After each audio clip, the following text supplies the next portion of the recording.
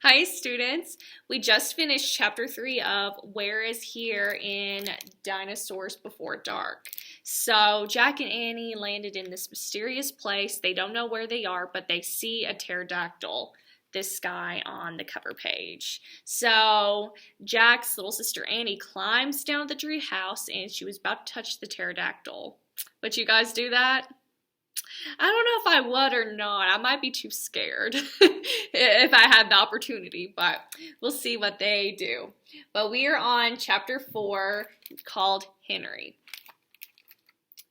Jack gasped as Annie reached out her hand toward the pterodactyl. Oh no, he thought. Annie was always trying to make friends with animals, but this was going too far. Don't get too close to him, Annie, Jack shouted. Annie touched the pterodactyl's crest. She stroked his neck. She was talking to him. What in the world is she saying? Jack wondered. He took a deep breath. Okay. He would go down too. It would be good to examine a pterodactyl. He could take notes like a scientist. Jack started down the rope ladder.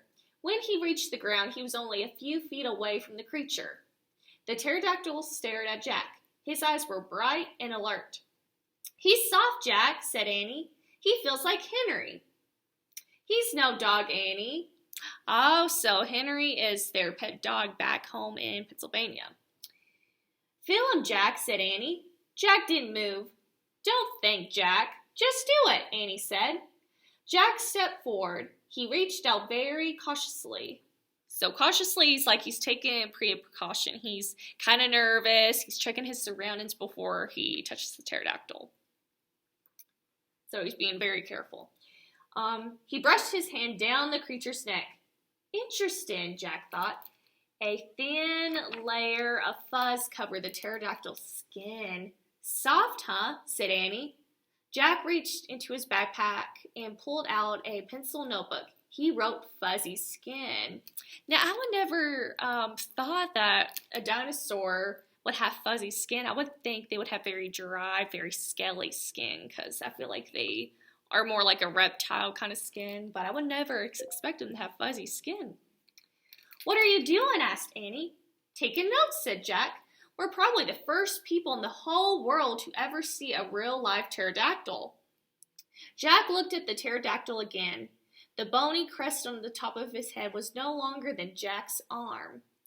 I wonder how smart he is, said Jack. Very smart, said Annie.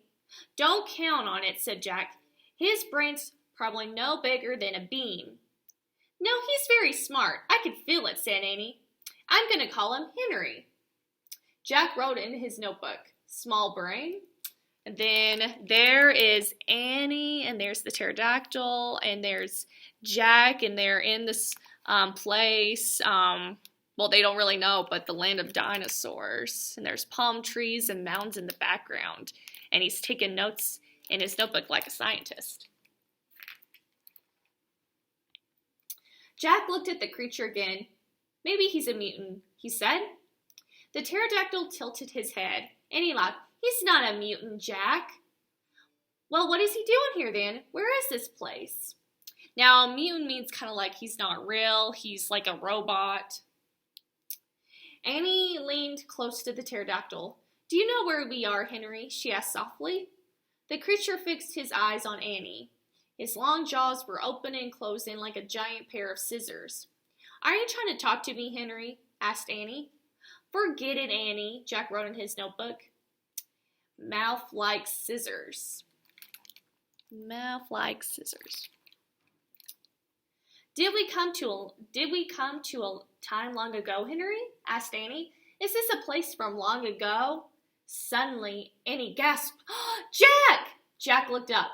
Annie was pointing toward the hill. On top stood a huge dinosaur. Ooh.